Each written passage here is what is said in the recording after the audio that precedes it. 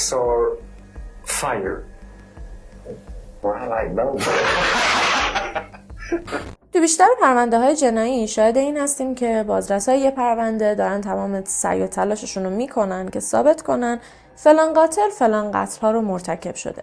ولی واسه پرونده امروز قضیه کاملا برعکسه. به خاطر اینکه نه تنها بازپرسا و کارگاه‌های پرونده بلکه تقریبا میشه گفت کل مردم آمریکا داشتن تلاش میکردن که ثابت کنن که دوتا قاتل سریالی امروزمون قتل‌هایی رو که مدعی شدن مرتکب شدن در واقع مرتکب نشدن.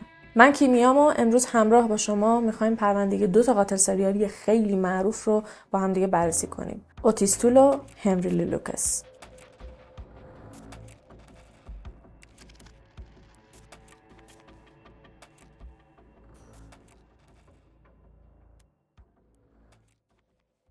اوتیس تول 5 مارس 1947 توی جکسونویل فلوریدا به دنیا آمد. درباره پدر اوتیس تول خیلی اطلاعات نداریم، ولی همون میزان کمی هم که دربارش میدونیم باعث میشه که بفهمیم اصلا پدر خوبی نبوده. پدرش دارمال خمر بود و بعضی وقتا با یکی از دوستای خیلی صمیمیش میشستن توی خونه و چند روز همینطور مشروب میخوردن که اتفاقا اون دوست صمیمیش یکی از همسایه‌هاشون بود. و خب چند بار پیش اومده بود که پدرش اوتیس 5 ساله رو در اختیار اون همسایه گذاشته بود و در ازای رابطه جنسی که اون همسایه با اوتیس داشت پدرش از اون مرد پول گرفته بود. درباره پدره دیگه خیلی چیز زیادی نمیدونیم جز اینکه چند وقت بعد هم کلا خانواده‌اش رو ترک میکنه و از اونجا میره. مادر اوتیس سارا هم همچین عقل درست حسابی نداشت، اونم اصلا رفتار خوبی با پسرش نداشت. بعضی وقتا واسه تحقیر کردنش لباس دخترانه تنش میکرد و سوزان صداش میکرد. خب معمولا توی این شرایط همیشه دلمون خوشه میگیم که خب مادر سمیه، پدر سمیه. ولی یه آدم درست حسابی بالاخره توی این خانواده باید پیدا بشه. ولی واسه اوتیس این موضوع اصلا صدق نمیکرد. اوتیس یه خواهر بزرگتر داشت که از یه سنی به بعد اوتیس رو مجبور میکرد که باهاش رابطه جنسی داشته باشه. میدونم حالا ممکنه خیلیاتون بگید که این مگه تجاوزه؟ مگه میشه که یه دختر با یه پسر رابطه جنسی داشته باشه بعد از دید ما دختر تجاوز کرده باشه؟ بله، کلا هر رابطه‌ای که شما یا فرد مقابلتون راضی نباشه و برخلاف میل باطنی باشه تجاوز به حساب میاد. مخصوصا که اوتیس اون موقع‌ها فقط 7-8 سالش بود. خواهرش یه دختر 17-18 ساله بود که برادرش رو شستشوی مغزی میداد و اون کارا رو باهاش انجام میداد. البته طبق گفته‌های خود اوتیس اینکه خانواده‌اش اینجوری باهاش رفتار میکردن دلیلش این بود که میدونستن پسرشون همجنسگراست. ازش بدشون میومد و واسه همین انقدر باهاش بد بودن و اذیتش میکردن. میدونم هم چنان امیدوارید که یه آدم درست درمون توی این خانواده پیدا بشه، ولی بعد ناامیدتون کنم. میخوام با مادر بزرگ خانواده آشناتون کنم. حقیقتا توی خیلی از منابع من سعی کردم بفهمم مامان بزرگه هم ارتباطش با اوتیس خوب بوده یا بد بوده، ولی چیزی ذکر نشده بود. فقط گفته شده بود که مامان بزرگه به جای اینکه اوتیس رو نوه گلم، قنده اصلم، عزیزم صدا بکنه بهش میگفت فرزند شیطان. حالا اینکه چرا اینجوری صداش میکرده رو شاید بشه گفت فعلا نمیدونیم، شاید بعدا متوجه بشیم. اما چیزی که درباره مامان بزرگ گفته شده اینه که مامان بزرگ شیطان پرست بود. نوه‌ش رو بعضی وقتا با خودش توی یه سری مراسم‌های شیطان پرستی می‌برد. خودش هم شخصاً یه سری آیینا و رسومات رو بهش آموزش میداد. مامان بزرگ بعد از اینکه فهمید نوه‌ش حسابی آماده شده، تصمیم گرفت که با علایق شخصی خودش نوه‌ش رو آشنا بکنه و بزرگترین علاقه مامان بزرگ دزدی از قبرا بود. دست نوه کوچولوش رو میگرفت، شبا با خودش میبرش توی قبرستون و با همدیگه قبرا رو میکندن و از مرده ها دزدی میکردن. به خاطر اینکه خیلی از کسایی که عزیزشون رو خاک میکردن یه یادگاری که مورد علاقه اون شخص بوده رو هم همراه باش خاک میکردن، یا حتی مقبره های خانوادگی که دیگه میدونیم اکثرا متعلق به افراد ثروتمنده، اونا که پر بود از اینجور چیزا. حتی بعضی از مرده ها دندون طلا داشتن. خلاصه مامان بزرگ و اوتیس میرفتن و از قبرها دزدی میکردن. خب تعجبی نداره که آدمی مثل اوتیس قرار نیست توی همچین وضعیت و همچین خانواده‌ای یه چیز خیلی خوب و نرمال ازش در بیاد. رفته رفته بزرگتر که شد مشخص بود، یعنی به عنوان یه غریبه هم میدیدیش میفهمیدی که یه ذره از نظر عقلی شرایط درست حسابی نداره. مخصوصا که توی مدرسه وقتی که ازشون تست هوش گرفتن متوجه شدن که ضریب هوشی اوتیس 75. که خب عدد پایینی محسوب میشه به نسبت ضریب‌های هوشی بالاتر که مثلا میگن 125 خیلی خوبه، 75 خیلی پایین به حساب میاد. و در کنار ضریب هوشی 75 متوجه شدن که به خانش پریشی و ADHD یا همون بیش‌فعالی هم مبتلاست. سر رو هم به همه اینا اضافه بکنید، اوتیسم بعضی وقتا یهو بهش یه سری حمله ها دست میداد و تشنج میکرد. یعنی واقعا دیگه بلایی نبود که سر این بچه نیومده باشه. تعجبی نداره که اوتیسم به خاطر فرار کردن از این شرایط، به خاطر دور بودن از خانواده عجیب غریب و درب و داغونش، بعضی وقتا از خونه فرار میکرد. میرفت مثلا توی خرابه ها، میرفت توی قبرستون، حتی همون جایی که با مامان بزرگش میرفت و فقط میخوابید. اینجور نبود که حالا بخواد کاری انجام بده، فقط به خاطر اینکه یه خواب راحت و یکم آرامش داشته باشه. ولی خب توی این خلوت و تنهایی یواش یواش یه سری کارا انجام میده و یه سری چیزا رو درباره خودش کشف میکنه. اوتیس وقتی که حوصله‌اش سر میرفت یه سری شاخ و برگ آتیش میزد. اوایل واسه گرم کردن خودش بود، مثلا توی یه قبرستون توی ماه مثلا دسامبر خوابیده بوده، سرش بوده، یه سری شاخه و برگ آتیش میزد که گرم بشه. اولین باری که آتیش درست کرد متوجه شد که از آتیش خیلی خوشش میاد. نه تنها خوشش میاد بلکه آتیش از نظر جنسی اوتیس رو تحریکش میکرد. آتیش سوزی های کوچیک تبدیل شد به آتیش سوزی های بزرگ. دیگه از اون موقع به بعد اوتیس هر چیزی رو که دم دستش میرسید آتیش میزد. حتی بعضی وقتا میرفت و چیزای بزرگتر رو آتیش میزد و از چیز تبدیل شد به مکان. میرفت و یک سری از مکانها رو آتیش میزد. به خاطر اینکه از زمان بچگی تا به الان همیشه روابط جنسیش از روی زور و تجاوز و گول زدنش بوده، الان که دیگه خودش رو کشف کرده بود واقعا خیلی خوشحال بود و احساس رضایت میکرد. از اونجایی که ضریب هوشیش خیلی پایین بود و توی مدرسه هم درسش تعریفی نداشت، دیگه کلاس نهم که رسید کلا ترک تحصیل کرد. بعد از اینکه ترک تحصیل کرد خیلی حوصله‌اش سر میرفت توی خونه که خب آرامش نداشت با وجود اونجور خانواده‌ای. برای همینم کم کم تصمیم گرفت که یه کاری کنه بهش خوش بگذره. حالا دیگه آتیش زدن هم بذاریم کنار. اوتیس یه بار رو توی محلشون کشف کرد که اصطلاحاً بهشون میگن گی بار. بارهایی که افراد همجنسگرای آقا اونجا رفت آمد میکنن. اوتیس دیگه میرفت اونجا، از اون بار رفت بار بعدی و توی این بارها مرتب رفت آمد داشت. اونجا با افراد همجنسگرای زیادی آشنا شد و خب از یه جایی به بعد باهاشون رابطه داشت.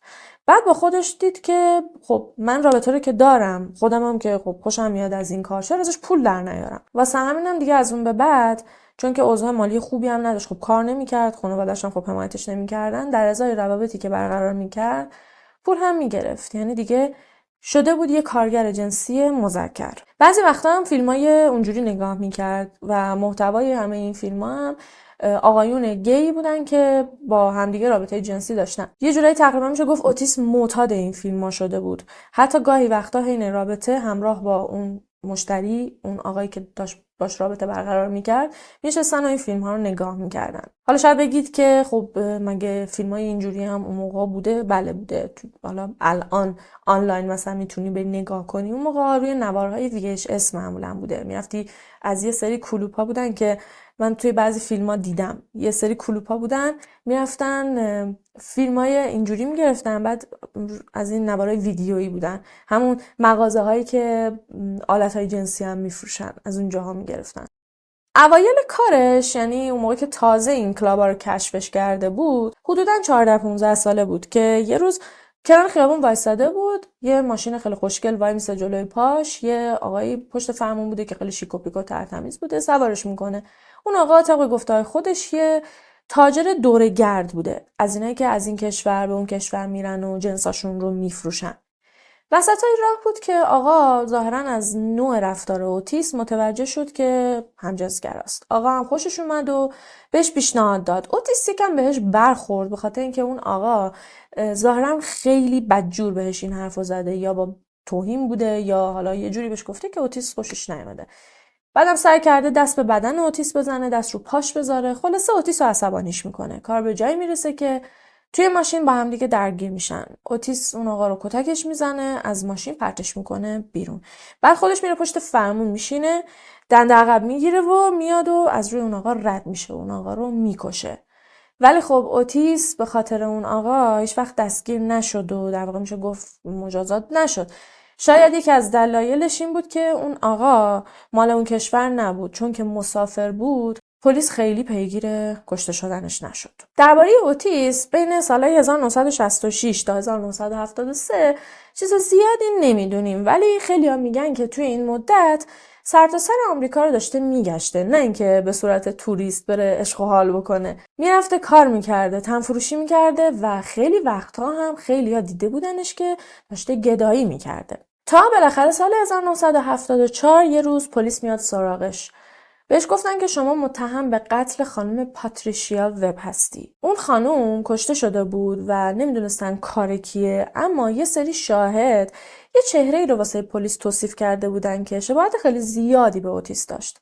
ولی خب پلیس اومد و با اوتیس صحبت کرد و وقتی که دیدنش مدرکی ندارن، حرفاش هم جوری نبود که شک برانگیز باشه، کلاً بیخیالش شدن. سپتامبر 1974 اوتیس میره به کلرادو. اونجا وارد یه سالن ماساژ میشه.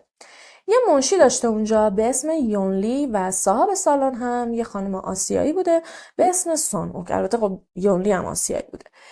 اوتیس وارد اونجا میشه، به یونلی حمله میکنه. یه عالمه ضربه چاقو به یونلی میزنه، بعدم گلوشو میبره. خانم سون اوک، سابکار یونلی، میاد ببینه که چی شده، میاد از یونلی دفاع کنه که همون موقع اوتیس به اونم چاقو میزنه، بعدم بهش شلیک میکنه و سالن ماساژ رو آتیش میزنه و بعدم از اونجا میره. مشخص نبود که هدفش چیه. اینجور وقتا طرف یا یه تجاوزی میکنه یا یه چیزی میدزده، ولی اوتیس هیچ کدوم این کارا رو نکرده بود. پلیس میرسه اونجا و بعدم متوجه میشن که یونلی با وجود اینکه آتیش گرفته بوده اونجا زنده میمونه، اما متاسفانه خانم سون اوک از دنیا رفته بود. یونلی واسه پلیسا چهره اوتیس رو توصیفش میکنه. اسمش رو نمیدونست، اصلا نمیدونسته این آدم کیه و هدفش چیه. میگه که آره یه مرد درشت هیکل با قد 1.87، وزن 88، سفید پوست، یه وانت سفید داشته و صورتش هم شیشتیخ کرده بوده، به قول مشهدی‌ها چپه ترش کرده بوده. ما الان میدونیم که اون شخص اوتیس بوده و اینا کاملا با مشخصات اوتیس مطابقت داشته، ولی اون لحظه اونا نمیدونستن و نتیجهش هم این شد که یه مرد بیگناه به جای اوتیس میفته زندان و تا سالیان سال هم به جای اوتیس حبس میکشه. یه ماه بعد اکتبر 1974 الن هولمن 31 ساله رو دزدید و بعدها جسد الن رو پیدا کردن در حالی که 3 بار به سرش شلیک شده بوده. جسد الن رو نزدیکای مرز اوکلاهاما پیدا میکنن و پروندهش تا چندین سال همجور حل نشده باقی مونده بود. به این خاطر نتونستن قاتلش رو پیدا کنن چون که اوتیس دیگه کلا از اونجا رفته بود و برگشته بود زادگاهش جکسنویل فلوریدا.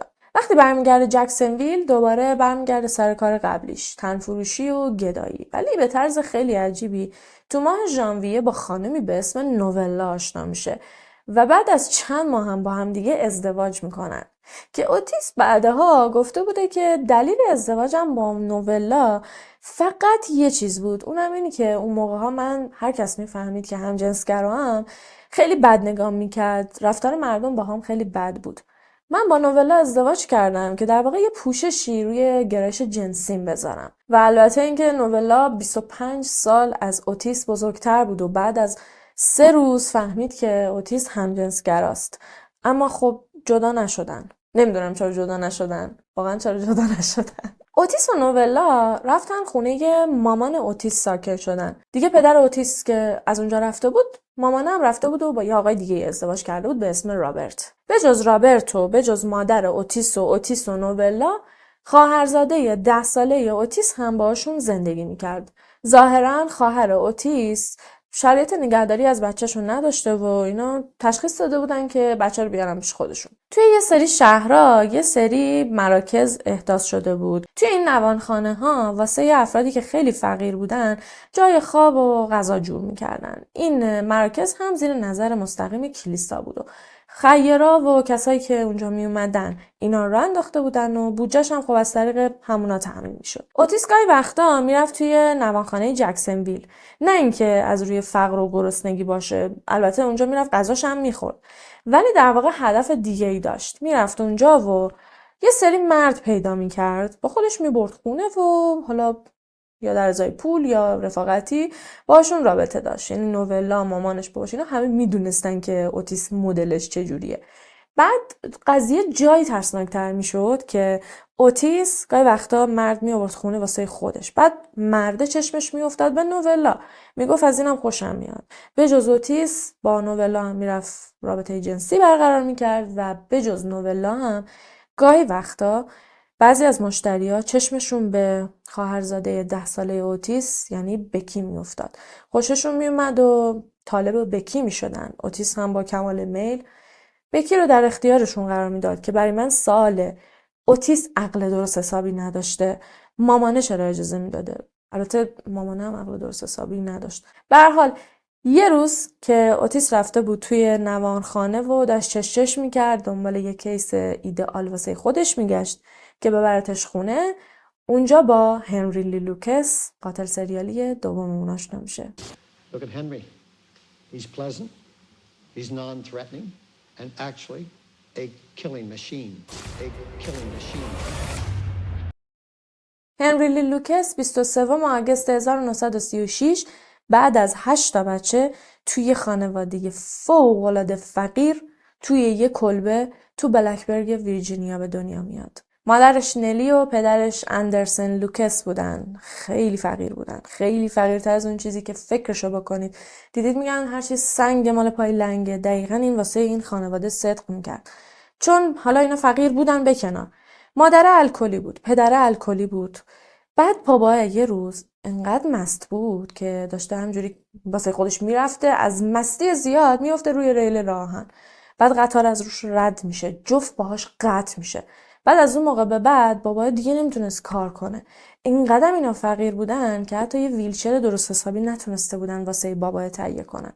تنها کاری که از دستشون برمی اومد این بود که بابا رو ورمی داشتن میبردن میذاشتنش کنار جاده و بابا کنار جاده خودکار و مداد میفروخت. ولی خب خودکار و مداد مگه حالا درآمدش چقدره که بتونه کفاف خانواده‌ای به این بزرگی رو بده؟ واسه همینم برای دخل و خرج زندگیشون به صورت غیرقانونی توی خونه یه نوع مشروب الکلی به اسم مونشاین درست میکردن. مونشاین یه نوع مشروب الکلیه با درصد الکل خیلی بالا. حالا من گفتم غیرقانونی، کلا اونجوری که من متوجه شدم مونشاین ها رو همیشه غیر قانونی درست میکنن به خاطر همون درصد الکل بالاش. به این دلیل هم اسمشو گذاشتن مونشاین به معنی مهتابه که نه معمولا شبا مشروب درست میکنن، شبا شراب میندازن، برای همینم اسم اینو گذاشته بودن مونشاین. شاید بشه گفت پول خوشبختی نمیاره، همین که مهر و محبت و عشق بین اعضای خانواده باشه کافیه.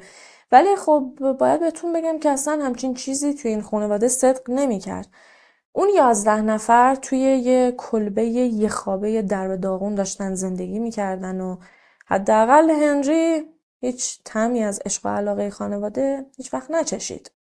از همون سن خیلی کم مامان باباه به پسراشون عرق میدادن. بعضی وقتا هم پسرا از گشنگی زیاد میرفتن و از توی فروشگاه ها یا از خونه همسایه ها یا گدایی غذا میکردن یا اگر که کسی بهشون غذا نمیداد میرفتن و غذا میدزدیدن. هیچ کس نه به درساش میرسید، نه بهش محبت میکرد، نه به فکر نظافتش بودن، نه به فکر تربیت کردنش و اینکه یادش بدن چجوری بره توی خیابون با مردم رفتار بکنه. واسه همینم معلما توی توصیف هنری میگن که هنری مثل این آدمایی بود که انگار هیچ وقت آدم توی زندگی ندیدن، بلد نبود با بقیه ارتباط بگیره و باشون صحبت بکنه. همیشه کثیف بوده، همیشه بو میداده، درسش هم که خب تعریفی نداشته. چیزی که خیلی جالبه اینه که نلی مادر هنری هم دقیقاً مثل سارا مادر اوتیس تن پسراش لباس دخترونه میکرد. مثلا پسرا سیبیل داشتن، لباس ساحلی تنشون میکرد یا صندل دخترونه پاشون میکرد، موهاشونو میبافت، میفرستادشون مدرسه که قطعاً مایی که داریم میشنویم میگیم مامانه چی میزده، چرا این کارا رو میکرده. درباره مادر اوتیس حرفی ندارم بزنم چون اصلا ندیدم که دلیل معقولی واسه این کارش داشته باشه جز تحقیر کردن اوتیس. ولی مامان هنری یه دلیلی داشت واسه خودش که دلیلش به اندازه کاری که انجام میداد واقعا عجیب و غیر قابل باور بود. دلیلش این بود که مامانه میخواست هنری گاهی وقتا خب با لباس پسر رو نمیفرستادش بیرون، میخواست که هم توی حالت دختر بودن این پسر دیده بشه، هم توی حالت پسر بودن. چرا؟ به خاطر اینکه میخواست پسرش رو واسه اعمال جنسی به بقیه بفروشه. با خودش میگفت که اگه یه آدم منحرف، یه کسی که حالا یا همجنسگراست یا پدوفیله، پسر منو ببینه با لباس دخترانه تحریک بشه، بیاد و از من بخواد و من پسرمو در ازای پول در اختیارش بذارم، که اصطلاحاً توی انگلیسی میگن بچه‌شو داشته پیمپ میکرده. پیمپ معادل فارسیش میشه همینی که الان روی صفحه دارید میبینید. و خب یه مادر نرمال هیچ وقت این کارو نمیکنه، اما نلی نرمال نبود و به جز همه اینا نلی به خاطر شاید بشه گفت حالا طبق توجیه خودش فقر بیش از حد خانواده گاهی وقتا تن فروشی میکرد. اینجور هم بود که توی همون کلبه یه خوابه مشتریاشو برمی داشت می آورد توی خونه. البته یه چیزی اینجا توی پرانتز اضافه کنم. از اینجا به بعد درباره یه خانواده 11 نفره نباید صحبت کنیم، درباره یه خانواده 4 نفره صحبت میکنیم. به خاطر اینکه ما بقیه خواهر برادرها هرچی بزرگتر میشدن عقلشون میرسید که اینجا جای زندگی نیست. بعضیاشون میرفتن از خونه، مثلا رفته بود یکیشون فرار کرد، مثلا یکی از دخترها فرار کرده بود، حالا اینکه سرنوشتش چی شده بود و هیچ کس نمیدونه. یه نفر دیگه کلا ول کرده بود، رفته بود داشت با یک از فامیلاشون زندگی میکرد. بعد بعضیای دیگه شونو خدمات اجتماعی اومده بودن گرفته بودن. تمام بچه‌ها خودشونو خلاص کرده بودن. ولی هنری و یکی دیگه از داداشاش که از خودش یکم کوچیک‌تر بود متاسفانه اونقدر خوش شانس نبودن و مونده بودن توی خونه و جور بقیه خواهر برادرها داشتن میکشیدن. مامانه مشتری ثابت داشت به اسم عمو برنی که عمو برنی میومد توی خونه جلوی اندرسن پدر خانواده، با مامانه میرفتن توی همون یه دونه اتاقی که داشتن و با هم رابطه جنسی داشتن. صدای رابطه‌شون، صدای خنده‌هاشون میومد بیرون. اندرسن با 2 تا پایی که فلج بود و حتی نمیتونست از جاش تکون بخوره، فقط هرس میخورد و فقط کارش این بود که مشروب بخوره و درد خودش رو اینجوری تسکین بده. درسته که بابا هم الکلی بود و از همون سن کم به بچه‌هاش الکل داده بود، ولی بیشتر آزار و اذیت‌ها به دست مادره بود. مادره شده بود دست و پای پدره. بچه‌ها رو کتک میزد. بعضی وقتا توی سرما بچه‌ها رو میفرستاد بیرون که هیزم بیارن واسه شومینه. بعدم واسه خودش فقط غذا درست میکرد و البته واسه عمو برنی تهمونده غذاهاشو میداد به بچه‌هاش و شوهرش. توی مدرسه انقدر که اصطلاحاً هنری رو بولیش میکردن، انقدر اذیتش میکردن، مسخرهش میکردن بابت طرز لباس پوشیدنی که دست خودش نبود، بابت صندلای دخترونه، حتی بعضی وقتا پا برهنه میرفت مدرسه. مامانه یا حالا عمدی، واقعا من نمیدونم چه دلیلی داشته واسه خودش، بعضی وقتا پسر رو با پای برهنه میفرستاد مدرسه. که دیگه یه روزی که از معلما خیلی ناراحت میشه، دلش واسه هنری میسوزه، میره یه دونه قیچی میاره، موهای هنری رو کوتاش میکنه، بعدم یه دست لباس پسرونه و یه جفت کفش راحتی پسرونه بهش میده. هنری خیلی خوشحال میشه، ولی وقتی که برمیگرده خونه مامانه سر وضعش رو میبینه، بهش میگه که اینا چیه؟ موهات کو؟ چرا این شکلی شدی؟ بعدم بهش میگه که آره معلمم اینجوری کرد. نلی هم به جای اینکه بره از معلمه تشکر کنه که بچه‌شو به حالت عادی برگردونده، لباس تنش کرده، موهاشو کوتاه کرده، میره مدرسه و با معلمه دعوا میکنه که تو به چه حقی توی روش تربیتی من دخالت کردی. نلی عادتی داشت، اونم این که موقعی که میخواست با عمو برنی رابطه داشته باشه، پسرا رو مجبور میکرد که رابطه‌شو نگاه کنن. اگر پسرا امتناع میکردن و میگفتن که دوست ندارن، تا سر حد مرگ جفتشون رو کتک میزد. این کتک زدنا به جایی رسید که یه بار توی 8 سالگی چنان محکم با یه قاشق چوبی میکوبه توی سر هنری که هنری میره توی کما. 3 روز تمام توی کما بوده. بعضی منابع گفتن 1 روز، بعضی منابع گفتن 12 ساعت، ولی اکثرشون گفتن 3 روز. اصلا تو بگو 12 ساعت، تو بگو 5 ساعت، هیچ فرقی نمیکنه. مهم اینه که این بچه با اون ضربه رفته بود توی کما. و خب یه چیزی که حداقل مایی که پرونده های جنایی رو دنبال میکنیم میدونیم، مخصوصا درباره قاتلای سریالی، اینه که اکثرا توی بچگی یه ضربه خیلی بدجور به سرشون وارد شده. واقعا همون ضربه باعث ایجاد یه سری تغییرات توی مغزشون شده.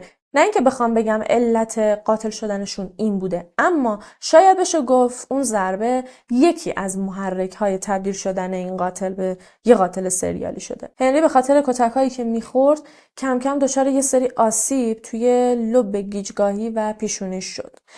لوب گیجگاهی وظیفه پردازش اطلاعات حس شنوایی، درک زبان و وابستگی‌های عاطفی رو به عهده داره و لوب پیشانی بخش تصمیم گیری، رفتاری و برنامه ریزی رو به عهده داره و قطعاً آسیب به هر کدوم از این لوب‌ها میتونه عواقب خیلی بدی رو داشته باشه. حالا تصور کنید هم گیجگاهی هم پیشانی آسیب ببینه، اون موقع دیگه چی ازش در بیاد و نتیجه چی بشه. راست این که من از رو فکت ها رو میخونم، چیزهایی که علمیان رو میخونم، دلیلش اینه که بعضی وقتا خب یه چیزی رو من زل زدم توی دوربین و گفتم، بعد اومدن گفتن که نه پایش چیه، اساسش چیه، اله بله فلانه، مثلا خیلی عامیانه گفتم. برای همینم سعی میکنم که اینجور چیزایی که علمی هستن رو عیناً اون چیزی که توی متن نوشته شده رو بهتون بگم که خدای نکرده سوء تفاهمی پیش نیاد. هنری خودش میگه که از 11 سالگی به بعد بود که بعد از کتکایی که میخورد کم کم احساس کرد یه صداهایی رو توی سرش میشنوه که خب این مورد هم بین خیلی از قاتلای سریالی مشترکه و اکثرشون میگفتن که لحظه‌ای که داشتم قتل مرتکب میشدم انگار یه صدایی توی سرم بهم میگفت که این کارو انجام بده. یه شب زمستونی طبق معمول عمو برنی اومده بود خونه هنری اینا. با مامانه رفته بودن توی اتاق و رابطه داشتن و صداش بیرون میومد و اندرسن با وضعیت پاهاش نشسته بود روی صندلی و فقط مشروب میخورد و گریه میکرد به حال خودش و حال دوتا پسراش. دیگه تحمل نکرد، واقعا دیگه همکاری از دستش بر نمیومد و هم دیگه تحمل شنیدن این صدا رو نداشت. کشون خودش از روی صندلی انداخت پایین و رفت بیرون از خونه. همونجا هم خوابش برد، افتاد توی برفا و خوابش برد. از جایی که خیلی مشروب خورده بود و مست بود، شاید بشه گفت ساعتهای خیلی زیادی اون بیرون موند و در نهایت ذاتوریه گرفت و بعدم از دنیا رفت. از بعد مرگ پدره بود که هنری از مامانه کاملا متنفر شد. نه اینکه بگم قبلش دوستش داشت ها، ولی دیگه فوت پدره ضربه خیلی بزرگی بهش زد. چون همونطور که گفتم با وجود اینکه بابا هم یه باگ‌های خیلی ناجوری داشت، اما بابای اونقدری آزارگر نبود نسبت به بچه‌هاش که البته شاید به خاطر اینکه پا نداشته، ولی واقعا نمیشه انکار کرد توی ذهن هنری هم غیر قابل انکار بود که بشه پذیرفت مامانه مقصر نبوده توی مرگ پدرش. هنری به قدری از مامانه متنفر شد که رفته رفته از تمام زنای دنیا متنفر شد و فکر میکرد که همه زنای دنیا مثل مادرشن. این تشویشا، این خشونت‌ها توی این خونه فقط درباره مادر صدق نمیکرد. هنری با برادر خودش هم خیلی خوب نبود. بعضی وقتا که دعواشون میشد با هم دیگه با چاقو دنبال هم میافتادن. تا اینکه یه روز وسط دعوا برادرم تو که چاقو به دست دنبال هنری افتاده بود یهو با هم درگیر میشن و چاقو میره توی چشم هنری. من فقط دارم به این فکر میکنم که وقتی انگشتمون میره توی چشم خودمون اشتباهی یا انگشت یه شخص دیگه ای چه دردی داره. بعد این بچه چاقو میخوره توی چشمش و مامانه انگار نه انگار حتی بچه رو برنمیداره ببره بیمارستان. بچه توی اون وضعیت همونجوری میمونه چند روز فقط درد میکشه تا اینکه بالاخره چشمش عفونت میکنه. بعد یه روز توی مدرسه بوده که طبق معمول به خاطر اینکه درس نمیخونده، حالا وضعیتش عجیب غریب بوده و اینا، با معلمش جر و بحثش میشه. معلمم با خطکش اینجوری میزنتش. از شانس بدم خطکش هم از این خطکشای فلزی بوده، خطکش میخوره دقیقاً تو همون چشم آسیب دیدش که دوباره درد هنری شروع میشه. معلمه میترسه، با کارکنای مدرسه میرسوننش بیمارستان و دکتر میگه که دیگه خیلی دیر شده. چشمش رو تخلیه میکنن. چشمش دیگه کلا کور شده بوده به خاطر عفونتی که کرده بوده. چشمش رو تخلیه میکنن و یه چشم شیشه‌ای به جاش میذارن. واقعا دیگه دارم عصبانی میشم. با اینکه معلم سال قبل هنری خیلی مهربون بود، لباس درست حسابی تنش کرد و موهاشو کوتاه کرد، ولی این دلیل نمیشد که نلی دست از کاراش برداره. همچنان تن پسر 14-15 ساله لباس دختر نمی‌کرد و میفرستادش توی خیابون. بارها از طرف مدرسه بهش تذکر دادن، معلم‌ها بهش تذکر دادن، جلسه گرفتن، با خود نلی شخصا صحبت کردن. بعضی وقتا هم که خب بهش زنگ می‌زدن میگفتن بیا، که اصلا نمیرفت. تا بالاخره نامه دادگاه گرفتن و نلی موقعی که متوجه شد که دیگه معلم‌ها قانونی پیگیری کردن ترسید و دیگه این کاراشو متوقف کرد. یکی از عموهای هنری که خیلی مهربون بود چند وقت یه بار بهشون سر میزد. اینجوری نبود که بمونه، چون واقعا نمیتونست جو اون خونه رو تحمل کنه. بعد یه بار با خودش یه دونه قاتل خیلی کوچولو و خوشگل میاره به هنری هدیه میده. میدونست این بچه چقدر داره توی اون خونه سختی میکشه. خواست خوشحالش کنه و یه دلخوشی واسه این بچه فراهم کنه. هنری از موقعی که این قاتل اومده بود توی خونه دیگه اصلا انگار یه آدم دیگه شده بود. خیلی خوشحال بود ولی مامانه دوست نداشت که بچه‌هاش خوشحال باشن. موقعی که دید هنری به اون بچه قاطر وابسته شده، رفت اسلحه‌اش رو آورد و به اون بچه قاطر شلیک کرد و قاطره رو کشتش. هنری زد زیر گریه، همجور گریه میکرد و بهش میگفت که چرا این کارو کردی؟ من توی دنیا یه چیزی داشتم، یه دلخوشی داشتم، چرا همونم از من گرفتی؟ که مامانه مسخرهش میکنه، بهش میخنده، میگه جمع کن مرد گنده، به یه قاطر دل بستی. دنیا اونقدر هم که تو فکر میکنی ملوس و کیوت نیست که تو بخوای با یه قاطر، با عشق به یه قاطر زندگی بکنی. بعد تازه زد قاطر بچه رو کشت.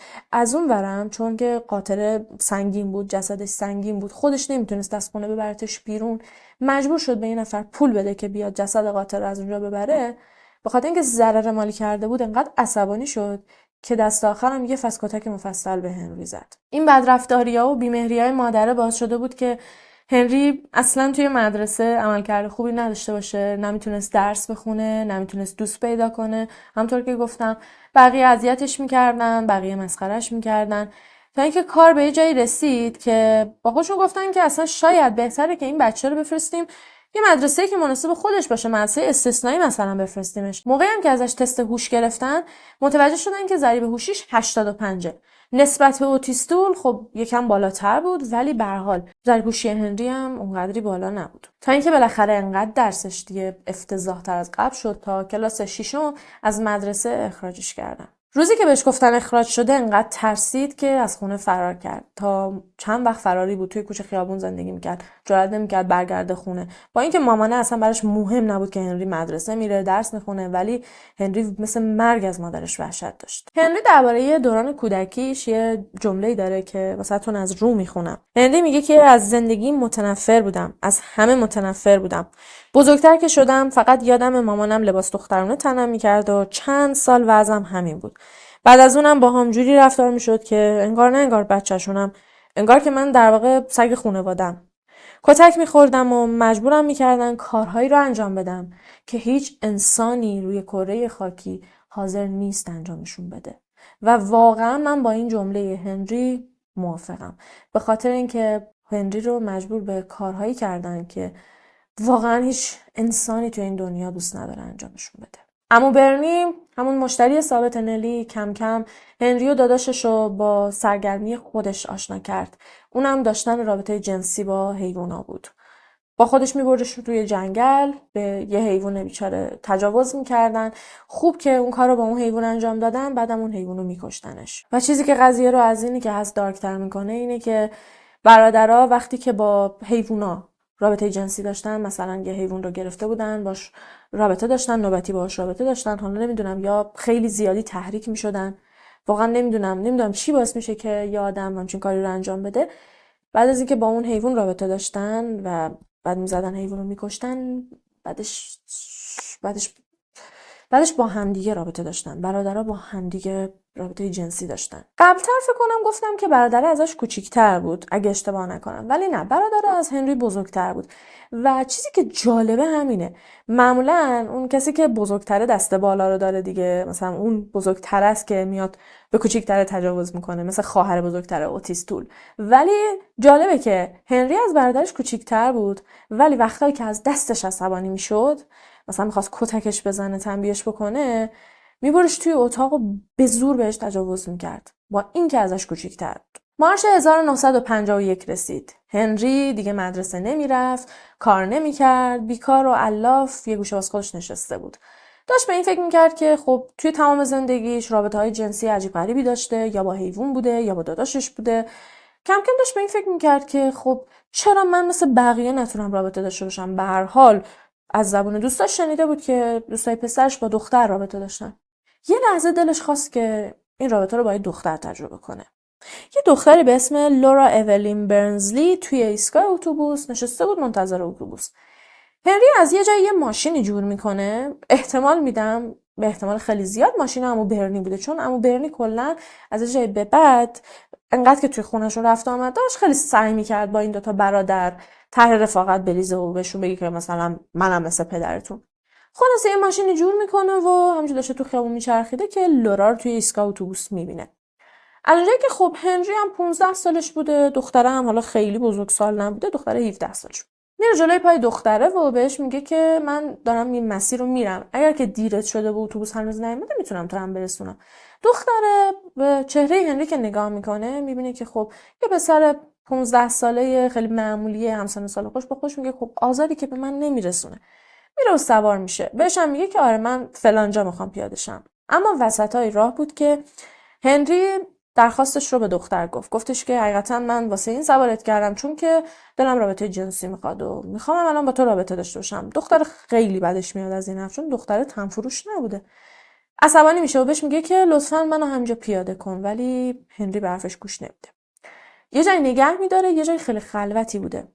پیاده میشه، دختره رو به زور از توی ماشین میکشه بیرون، از موهاش میگیره میکشتش بیرون و میخواسته بهش تجاوز کنه. دختره هی مقاومت میکرده، هی هنری رو میزدتش که یهو واسه اینکه دختره رو متوقفش کنه دستاشو میذاره روی گلوی دختره و فشار میده و متاسفانه باعث کشته شدن دختره میشه. انقدر که هنری ترسیده بود که همون اطراف گفتم بوته و جنگل و اینا بوده، همونجا یه قبری واسه دختره میکنه و دختره رو همونجا چالش میکنه توی جنگل. هنری تا مدت‌ها بعد همراه با داداشاش میرفتن دزدی میکردن. گشنه بودن دیگه، از فروشگاه‌ها دزدی میکردن، از مغازه‌ها، حتی یه بار از یه بانک دزدی میکنن که خیلی برای من جالبه که سرقت بانک هم توی رزومش هست. تا اینکه بالاخره دستگیرش میکنن و به خاطر دزدی 6 سال میفته زندان. و جالبه که توی زندان خیلی هنری خوشحال بود. زندان به نسبت اون کلبه یه خوابه حکم بهشت رو داشت واسش. هم آب گرم داشت، میتونست حموم کنه، چیزی که توی اون کلبه نداشتن. هم هر موقع دلش میخواست میتونست بره بشینه تلویزیون نگاه کنه. غذای خوب بهش میدادن، حالا نه که چلو و پلو بهش بدن، ولی به هر حال یه غذای گرمی اونجا سرو میشد. واسهش حکم هتل رو داشت. اما با این حال واسم خیلی عجیبه که 6 سال افتاده بود زندان، اما توی این 6 سال 2 بار سعی کرد که از اونجا فرار کنه که این 2 بار هم دستگیرش کردن و برش گردوندن زندان. بالاخره سال 1959 از زندان آزاد میشه. ولی خب دیگه بزرگتر شده بوده، پخته تر شده بوده. عقلش بهش گفتش که تو الان دیگه رو پای خودت دلیل نداره بخوای برگردی توی اون کلبه در و داغون، تازه مامان تو هم مجبور باشی تحمل کنی. واسه همینم میره کمسای میشیگن میشه خواهرش اوپال. وقتی نلی میفهمه که هنری نخواسته برگرده پیشش خیلی اعصابش خورد میشه. بلند میشه میره میشیگن خونه دخترش اوپال. میشینه زیر پای هنری و بهش میگه که باید برگردی، من بدون تو نمیتونم زندگی کنم، چون اون یکی داداشم دیگه رفته بود از خونه. الان دیگه نلی 70 سالش شده بود، خیلی پیر بود و واسه پیری کوریش به اصطلاح ما یه نفر رو احتیاج داشت که کنارش باشه و زفت و رفتش کنه. نمیدونم زفت و رفت درسته یا نه. زفت و رفت شما نشنیده بگیرید. یکی باشه که جمع جورش بکنه. مامان عاشق چشم ابروی هنری نبود. میخواست یه نفر رو داشته باشه که طبق معمول عقده‌هاش روش خالی کنه، یه کیسه بوکس واسه خودش داشته باشه. برای همینم خیلی اصرار میکرد که هنری برگرده، ولی هر کاری که کرد هنری قبول نکرد. مادر دست با درازتر برگشت ویرجینیا. هنری موند پیش خواهرش و اوضاع حقیقتا داشت واسش خوب پیش میرفت. توی اون 6 سالی که هنری به خاطر دزدی افتاده بود زندان، یه دوست مکاتبه‌ای پیدا کرده بود به اسم استلا که از توی زندان با هم نامه‌نگاری میکردن. موقعی هم که از زندان آزاد شد اولین کاری که کردیم بود که رفت استلا رو دید. استلا دختر خیلی خوبی بود. استلا رو به خواهرش معرفی کرد. خواهرم خیلی از استلا خوشش اومد و تصمیم گرفتن که با هم ازدواج کنن. با هم نامزد کردن. کریسمس شد و نلی واسه دیدن هنری و اوپال رفت میشیگن. موقعی که رسید اونجا هنری استلا رو برد پیش مامانش به مامانش معرفیش بکنه. ولی بعد از اینکه استلا از اونجا رفت نلی کارت میزدی خونش در نمیومد. بهش گفت که نه من از این دختر خوشم نمیاد، این به درد تو نمیخوره، لیاقت تو رو نداره، یالا ازش جدا شو، با من برگرد به بلکبرگ. ولی هنری بازم قبول نکرد. 11 ژانویه 1960 بود. مامانه هنوز مونده بود میشیگن.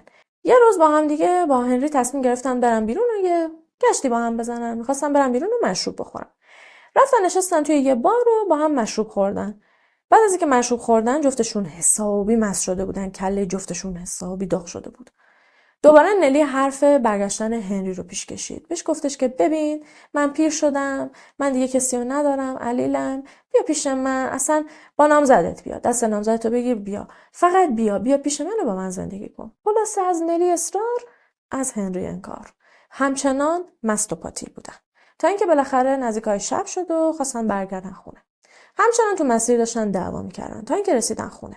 سر میز شام اوپال شامو چیده بود. همچنان داشتن با هم دعوا میکردن. همچنان هم آثار مستی نرفته بود، یعنی همچنان مست بودن. باز سر میز شام هم یکم مشروب خوردن و دیگه موقع خواب شده بود. هنری و مادرش توی اتاق زیر شیروانی میخوابیدن. رفته بودن بالا که بخوابن که دوباره مامانه شروع کرد که تو باید برگردی پیش من. هنری بهش میگفت نه، تا اینکه یهو مامانه این ور اون ور نگاه کرد، یه جارو اونور بود، یه جارو چوبیای بزرگ هستن. جارو رو ورداشت و کوبیدش توی سر هنری، به یاد بچگیش که عادت داشت کلاً میزد توی سرش. هنری وقتی که ضربه رو از مامانش خورد، یاد بچگیش افتاد. دوباره تمام خاطرات بچگیش اومد جلوی نظرش.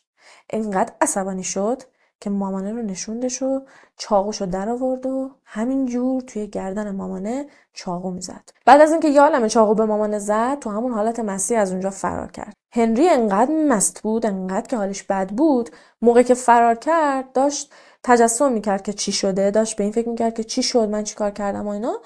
تصور کرده بود که به گردن مامانه داشته مشت میکوبیده.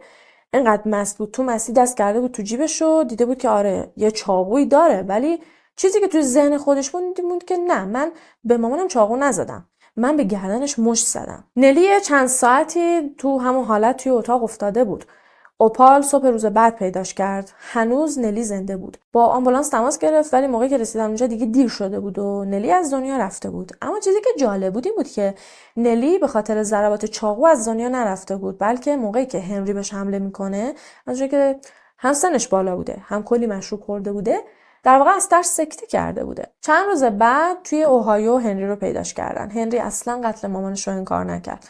گفتش که آره، ولی در دفاع از خودم این کار کردم. مامانم جارو رو برداشته بود و همونجور داشت توی سر صورت من میزد و من فقط از خودم دفاع کردم. تازه یه چیزی که خیلی عجیبه اینه که به پلیسا گفته بود تازه قصد داشتم بعد از اینکه کشتمش به جسدش هم تجاوز بکنم. ولی اظهارات هنری مبنی بر دفاع از خود رو اصلا قبول نکردن و هنری به 40 سال حبس محکوم شد. هنری توی زندان چند بار سعی کرد خودکشی کنه. یه بار سعی کرد که رگای دستشو ببره، یه بار توی شکم خودش تیغ کشیده بود، هر بارم رسوندنش بیمارستان و نجاتش دادن. دیگه بالاخره به این نتیجه رسیدن که نه، واقعا این آدم از نظر روحی حالش خوب نیست. واسه همینم از زندان منتقلش کردن به مرکز درمانی لونیا تا اونجا تحت مراقبت‌های ویژه قرارش بدن. اونجا چندین روانپزشک هنری رو معاینش کردن، دوزهای سنگین دارو واسش تجویز کردن. به جز دارو گاهی وقتا هم شوک درمانی و رفتار درمانی میکردن تا اینکه بالاخره بعد از 4 سال برش گردوندن زندان. حس کردن که خب از نظر روحی الان دیگه حالش خوبه و دیگه میتونه برگرده زندان. وقتی سال 1960 به خاطر قتل مادرش دستگیرش کردن و گفتن که 40 سال بعد بری اون گوشه آب خنک بخوری، میبایست سال 2000 از زندان آزاد میشد. ولی از اون طرف 4 سال توی یه مرکز روان درمانی بود. بعدم که برش گردوندن زندان، بالاخره سال 1970، یعنی کلاً فقط 10 سال زندان بود. به جای 40 سال 10 سال زندان بود. به خاطر ازدحام جمعیت زندان آزادش کردن. یعنی زندان شلوغ بود، گفتن که خب جا خواب نداریم، نمیرسیم به همتون غذا بدیم. بعدم هنری رو آزادش کردن. و واقعا واسه من سواله که چرا یه شخصی که اینجور وحشیانه مامانشو کشته بود آزاد کردن؟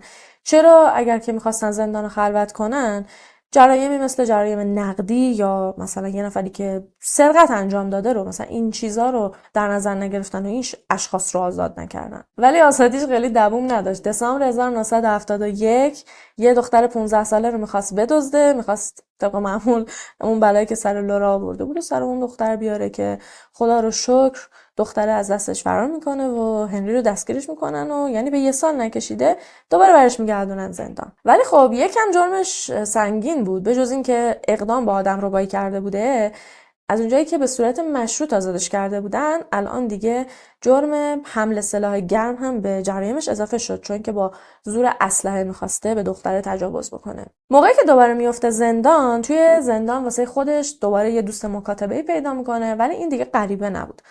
این خانم اسمش بتی کرافورد بود که چند سالم از هنری بزرگتر بود.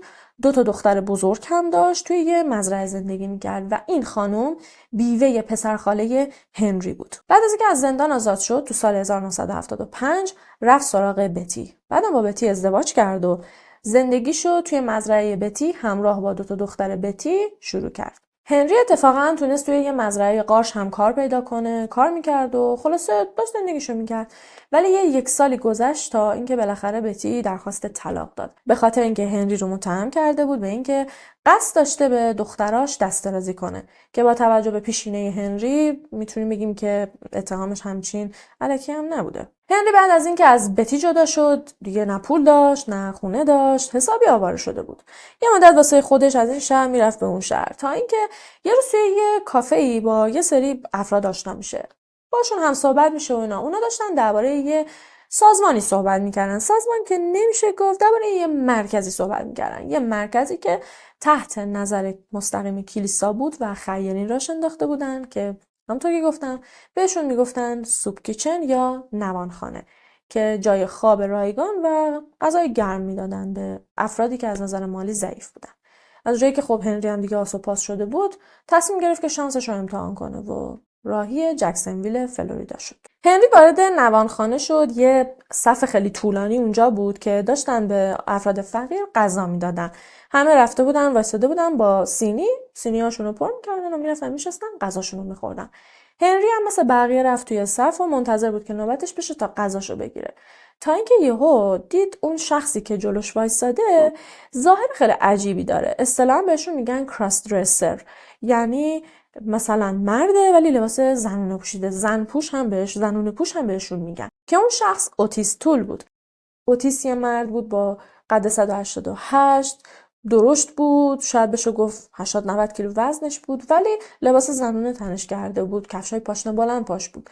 انگار که اون چیزی که مامانه تو بچگی انجام داده بود، سرش آورده بود لباس دخترانه تنش میکرد و سوزان صداش میکرد، الان دیگه انگار نمود پیدا کرده بود. انگار که خودش به این نتیجه رسیده بود که خب اینم همچین بد نیست. بعد جالبه اون چیزی که نلی مامان هنری واسه هنری آرزو داشت، اینکه این کارو باش بکنه، این لباسا رو تنش کنه، بفرستش توی خیابون تا براش مشتری پیدا کنه، انگار که اوتیس فکر نلی رو دزدیده بود و روی خودش پیادش کرده بود. هنری و اوتیس غذاهاشون رو که تحویل میگیرن یا با هم صحبت میشن، میرن میشینن سر یه میز و شروع میکنن به غذا خوردن و بعدم با هم دیگه حرف میزنن. کلی حرف مشترک داشتن، انقدر حرف مشترک داشتن که فکر کنم تا سالیان سال هم میتونستن با هم حرف بزنن. حتی اگه نگم واسهتون که چیا به هم گفتن، قطعا خودتون میتونید حدس بزنید. جفتشون آیکیوشون در یه حد بود. جفتشون مادرهای آزارگر و پدرهای بی‌عرضه داشتن. الکل توی خانواده‌هاشون یه چیز عادی بود. تجاوز جنسی یه چیز عادی بود. مخصوصا این که جفتشون وقتی بچه بودن ماماناشون لباس دخترونه تنشون کرده بودن، یه چیزی بود که بین جفتشون مشترک بود. و خب بدترین اتفاقی که میتونه بیفته اینه که دو تا آدم این مدلی همدیگه رو پیدا کنن. انقدر با همدیگه جور شدن که همون موقع اوتیس هنری رو دعوت میکنه خونهشون، همون خونه‌ای که قبل‌تر بهتون گفتم. یه خونه تقریبا میشه گفت کوچیک. مامانه، ناپدریه، خواهرزادهه و نولا همسر اوتیس هم اونجا بودن. موقعی که هنری میره خونه اوتیس خیلی براش جالب بود که هیچکی از دیدن هنری تعجب نکرد. به همون دلیلی که قبلتر بهتون گفتم که اوتیس اصلا از روی فرق نمیرفت تو نوانخانه، میرفت مرد پیدا میکرد میورد خونه. اینا هم گفتن که خب هنری هم یکی مثل بقیه. هنری میره اون شب خونهشون، خب با اوتیس میرن توی اتاق، با هم رابطه دارن. قبلتر بهتون گفتم که بعضی از این مشتری‌ها موقعی که میمدن توی خونه با اوتیس رابطه داشتن، طالب خواهرزاده و زن اوتیس هم میشدن، ولی هنری ظاهرا با بقیه مشتری‌ها واسش فرق میکرد. اوتیس هنری رو فقط واسه خودش میخواست. اقامت هنری توی اون خونه یکم بیشتر از حد عادی طول کشید. به یه جایی رسیدن که اوتیس یه روز رفت به نولا، گفتش که نگاه کن، من و هنری از این به بعد قراره شبا روی تخت بخوابیم. یه فکری به حال خودت بکن، میتونی بری با همسایه ها زندگی بکنی. نولا هم حرفشو گوش داد و شبا میرفت خونه همسایه ها میخوابید و اتاقی که تخت 2 نفره داشت، اتاق زن و شوهر، الان دیگه شده بود اتاق هنری و اوتیس.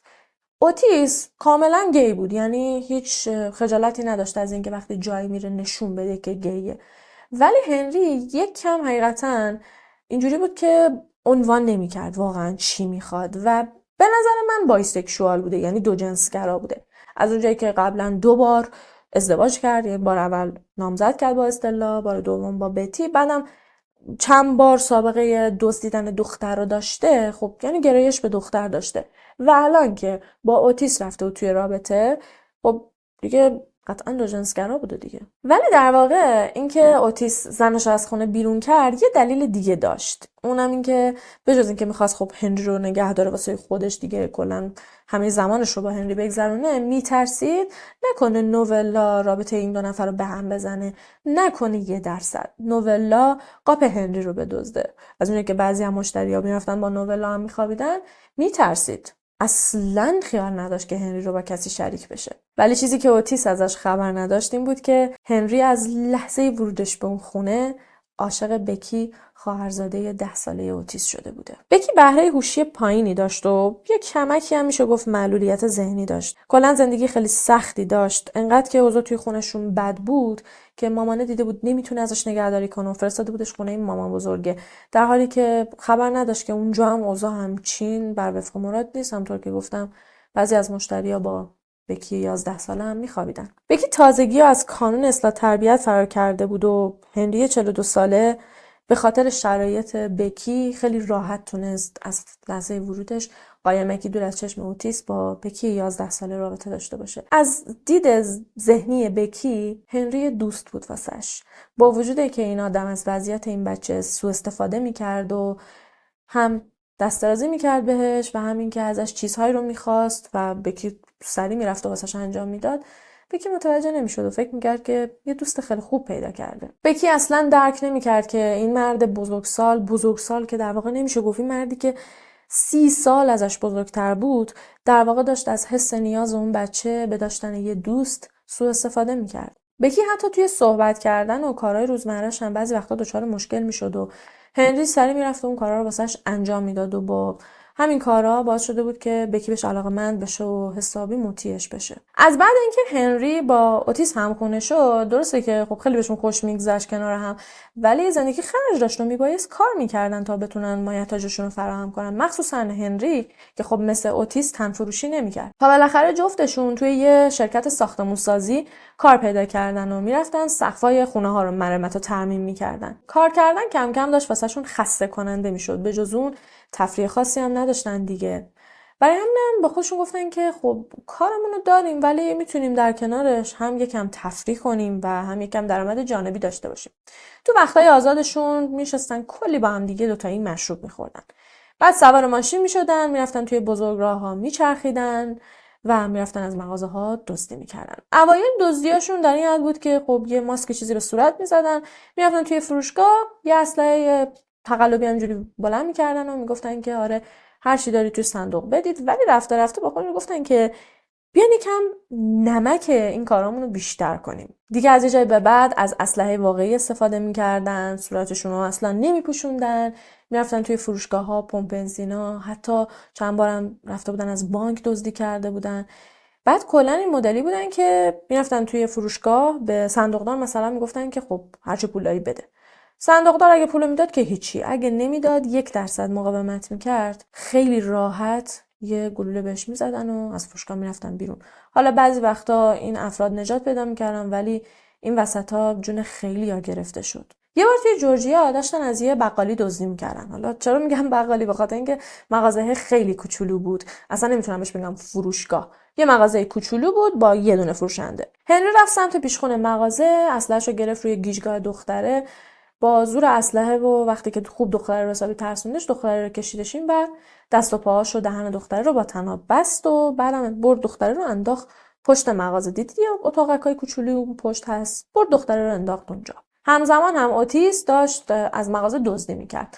یه عالمه از این باکس‌های آبجو برداشته بود گذاشته بود دم در که موقع رفتن با خودشون ببرن، از طرفی هم رفته بود صندوقو داشت خالی میکرد. دختر از ترسش میخواست جیغ بزنه، همجور سعی میکرد جیغ بزنه که هنری رفت بالای سرشو بهش گفت که نگاه کن، ساکت باش، اگر که جیغ بزنی مجبور میشم که بکشمت، ولی اگه جیغ نزنی و دختر خوبی باشی ما بعد از اینکه هر چی که خواستیم و برداشتیم از اینجا میگیم. اوتیس و هنری مغازه رو لخ کردن. موقعی که میخواستن از اونجا برن متوجه شدن که دختره داره دست و پای خودش رو باز میکنه، داشت تنابا رو سعی میکرد باز کنه. هنری خیلی خونسرد برگشت سمت دختره و بدون ثانیه‌ای مکس یه دونه گلوله توی سر دختره خالی کرد. میرن سراغ جعبه‌های آبجو برشون میدارن، داشتن میذاشتنشون توی ماشین که اوتیس رو میکنه سمت هنری و میگه که من یه کاری دارم الان برمیگردم.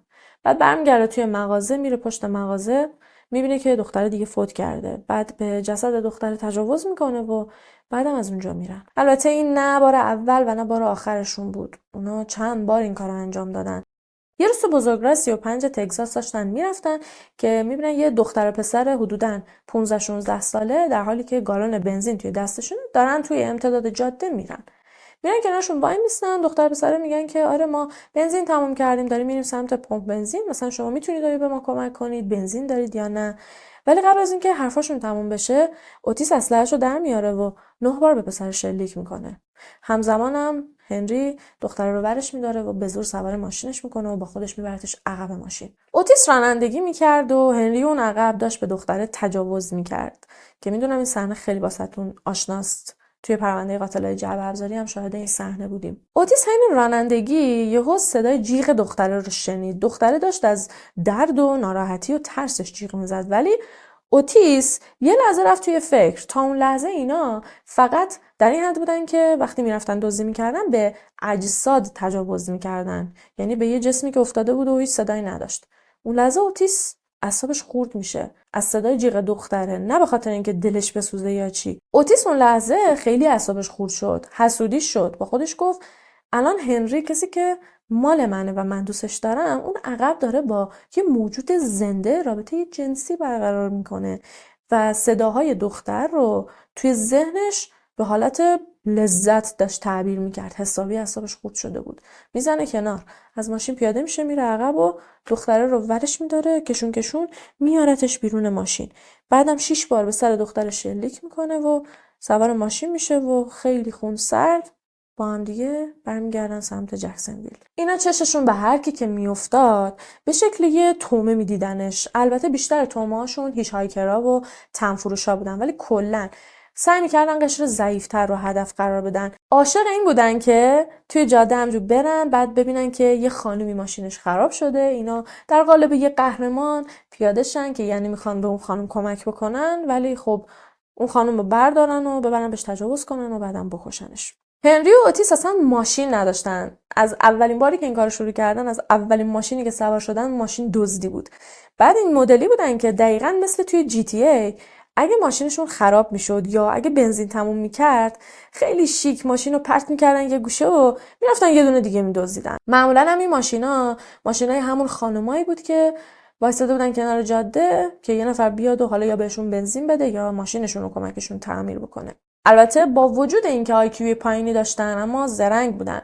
با همون ماشین تا یه جایی میرفتن، قبل از اینکه بخوان از ایالت خارج بشن اون ماشین رو پرت میکردن یه گوشه، بعد سوار اتوبوس میشدن، با اتوبوس بقیه مسیر رو میرفتن، وارد ایالت جدید که میشدن یه ماشین دیگه میدزدیدن. یکی از قربانیاشون رو بعد از اینکه میکشنش، بعد از اینکه فوت میکنه بهش تجاوز میکنن، بعدها جسدش رو میندازن توی یه زمین کشاورزی.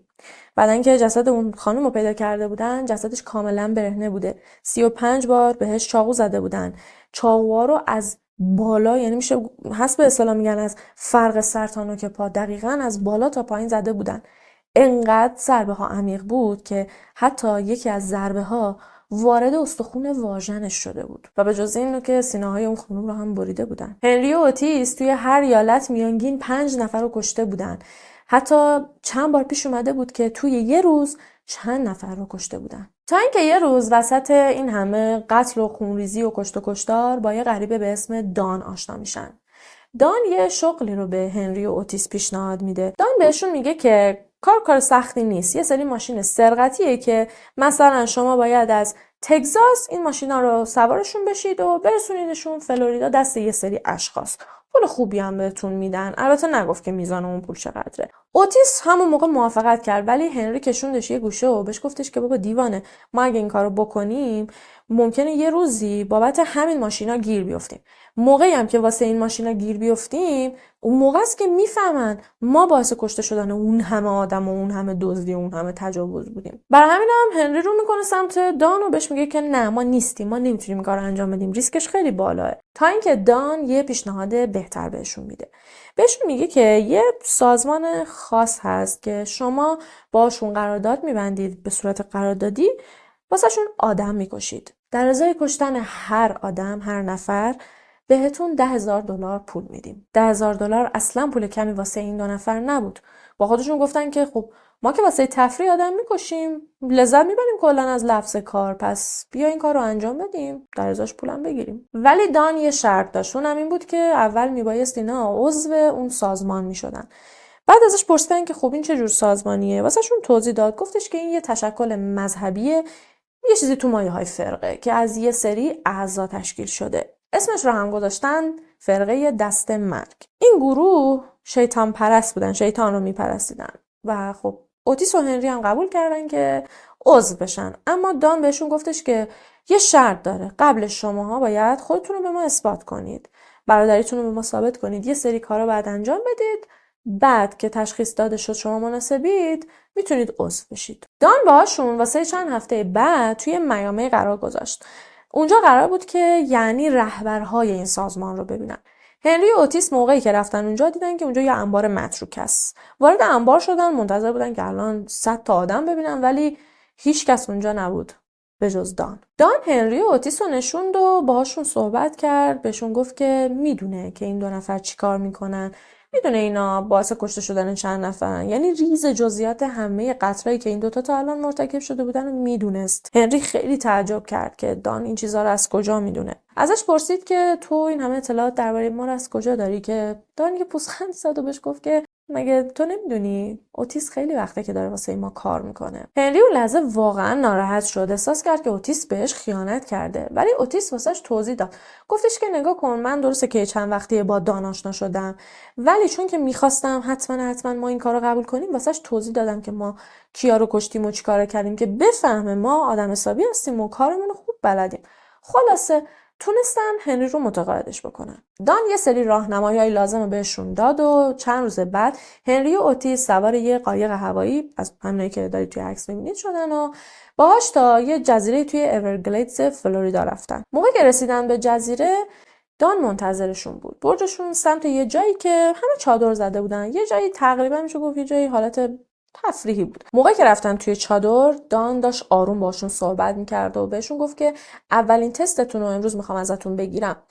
اولین سوژه‌ای که قراره شما برید و بکشیدش توی چادر بغلیه. اگه موفق بشید بکشیدش، هم بهتون $10,000 رو میدم و همین که شما رسما میتونید به عضویت سازمان در بیاید. حتما هم باید گلوش رو ببرید، ولی نباید جوری ببرید که سرش از تنش جدا بشه، چون که ما جسدش رو به صورت کاملا سالم احتیاج داریم. هنری و اوتیس همیشه یه چاقوزماندار توی جیبشون داشتن. از توی چادر اوتیس یه دونه بطری ویسکی برمی‌داره، میره سمت چادر سوژه مورد نظر و میره داخل. اینجوری بود که میره توی چادر رو با اون آقا شروع میکنه به صحبت. بهش میگه که من تازه اومدم اینجا چی داره واسه گشتن؟ آقا میگه که میتونیم بریم، مثلا اگه دوست داری من الان میخوام برم یکم قدم بزنم، تو هم اگه دوست داری با من بیا. اوتیس هم بهش میگه که چقدر خوب، من یه بطری ویسکی هم دارم، بیا بریم با هم دیگه بخوریم. آقا هم قبول کرده. بعد اوتیس آقا رو میکشونه بیرون. دیگه شب شده بوده، تاریک بوده هوا. میبرتش کنار جزیره و یه جایی بوده که یه منطقه بوده که یکم تاریک بوده به نسبت جاهای دیگه. بطری رو میده دست اون آقا، بهش میگه که آره بریز، بعد پیکش رو هم میاره که یعنی آقا واسش بریزه. قبل از اینکه آقا بتونه در بطری رو باز کنه، از توی تاریکی هنری میاد بیرون، از پشت سر اون آقا رو میگیره و از جلو گلوشو میبره و خب حواسش رو هم جمع میکنه که خیلی عمیق نبره که سرش از تنش جدا شه، چون به دان قول داده بودن. بعد از اینکه همون آقا از دنیا میرن و به دان خبر میدن و دان هم طبق وعده‌ای که بهشون داده بوده $10,000 رو بهشون میده و بهشون میگه که شما از این به بعد عضو فرقه اید. یه مراسم عشای ربانی شیطانی برگزار میشه به دست همون فرقه که هنری و اوتیس رو هم دعوت میکنن. توی اون مراسم جسد همون قربانی که گلوش رو هنری بریده بود رو گذاشته بودن اون وسط. بعد از اینکه کارشون تموم میشه، بعد از اینکه مراسمشون تموم میشه، جسد رو تیکه تیکش میکنن و میپزن و بعدم میخورنش. 50 روز گذشت و دیگه دوره‌های آموزشی هنری و اوتیس تموم شد. از اون موقع به بعد بود که دیگه بهشون مأموریت میدادن. هدفشون هم بچه‌ها بودن. میبایست تا جایی که میتونستن بچه میدزدیدن و به سازمان تحویل میدادن.